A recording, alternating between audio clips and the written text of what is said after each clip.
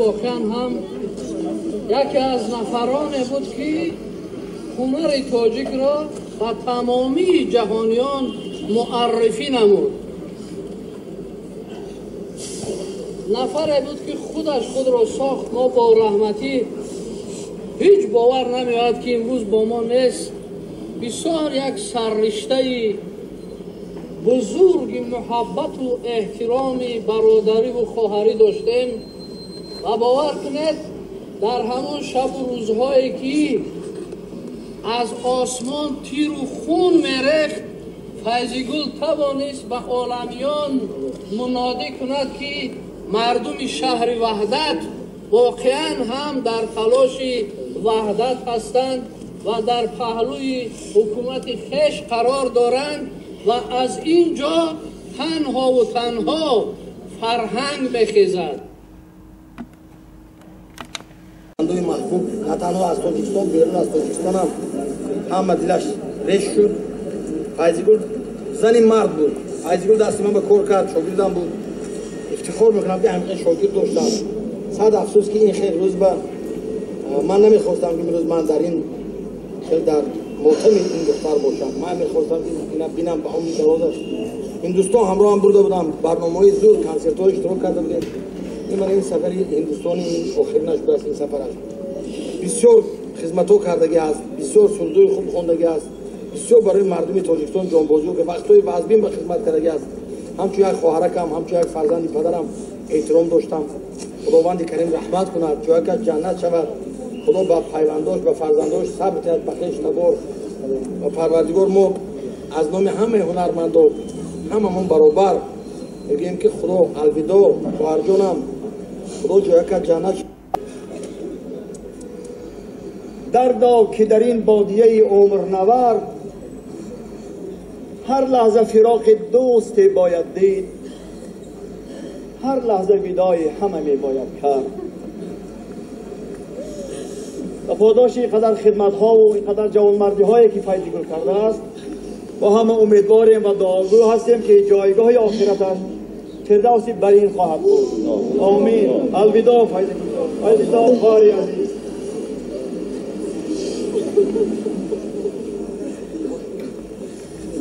جویا کار کردیم اومدیم امروز با این روزه رسید. باور کنین باوری نمی‌بیاد که امروز فیضگل قطعی نیست، لیکن همه باید که یاد داشته باشه که هممون انم در تای خداوند گشتیم.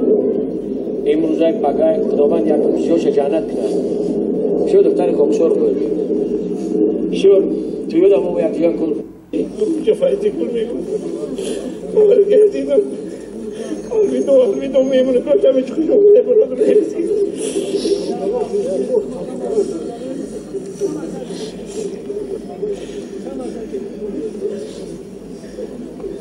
فیضگل برای ما رویه فرزند از 16 سالگی همراه بودیم. همیشه موقع گفتن صدا میده در بودیم. الوداع خواهری عزیز، فرزند عزیز که ایزم برای خودش هیچگاه زندگی نکرد.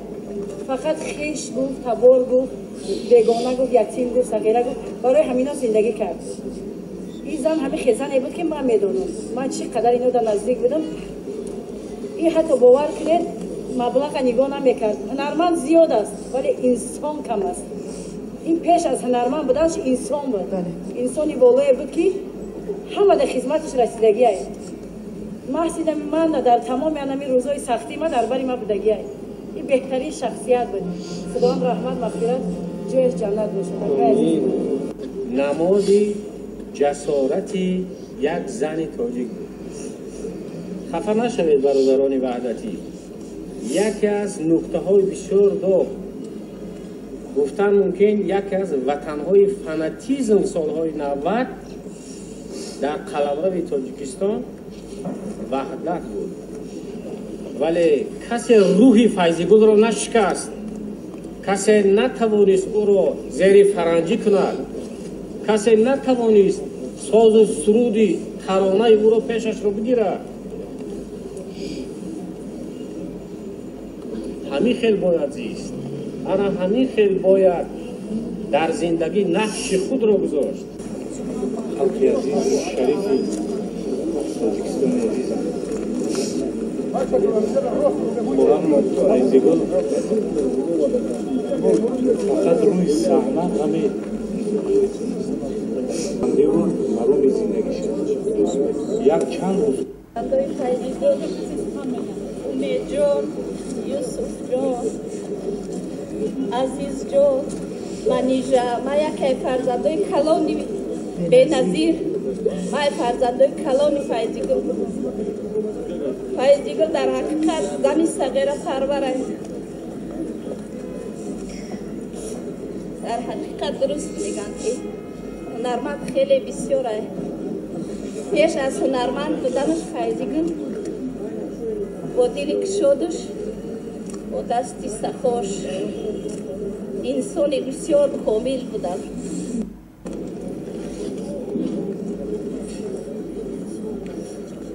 عرض ادب و احترام خدمت همه اساتید، همه عزیزانی که امروز نشون دادن هنر و هنرمند در بین مملکت فارس‌زبان چه جایگاهی دارد. خانم فیض‌الدول نه تنها در بین هنرمندان تاجیک، در بین خلق تاجیک، خارج از مرزها هم بین تمام فارسی زبان‌ها نام آوازه داشته. تک تک عزیزان دل که از بین ما میرن گلی هستن که از این باغ برچیده میشن.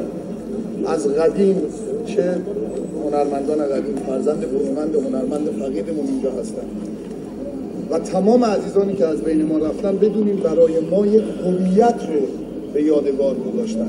تشکر که حواسم خدمت برای سیدی خواهر عزیزی و آمد تازی سر تازی نزد همه شما و من چنین گفتنی هستم که گفتی همین برادر عزیز من فایزگل زنی بطعید بغیرت و حکمت، زنی که دست شد همیشه چهره خندان. من تا این وقتا همه مشکلی برسونه که من یکم بار نفهمیدم که فایزگل گفته باشد که ابا جان من یکم جان درد میکند یا کسل هستم. من خیال میکردم که فقط همه خیلی بالده بود، صحت سلامت میگردد و این نصیب وقتی که من فهمیدم که در دهلی من خیال کردم که یکم کانسر برفتگی فایزگل. افسوس چند انسانی که ما در خود کل کردیم یکم بار سخنی نوجا در فایزگل یکم کس نشده است. عزت و حکمتی که هست و بسیار گرده قوی داشت، گرده مردی داشت. در کدام نمود مشکلی باشد یا که خرسندی باشد همه وقت همراه فایزگل جان خواهر شیرینم برابر ما بودند و بسیار دوستش می‌داشت.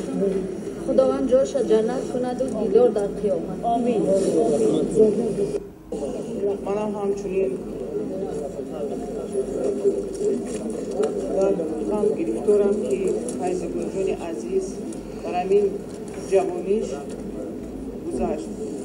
البته فایزگل بسیار انسان خوب بودن، بسیار صغیره پرور بودن، بسیار هنرمند بهترین بودن و در ساحه توجیه ما بسیار بوی دادیم، هنرمندان بهترین رو بوی دادیم.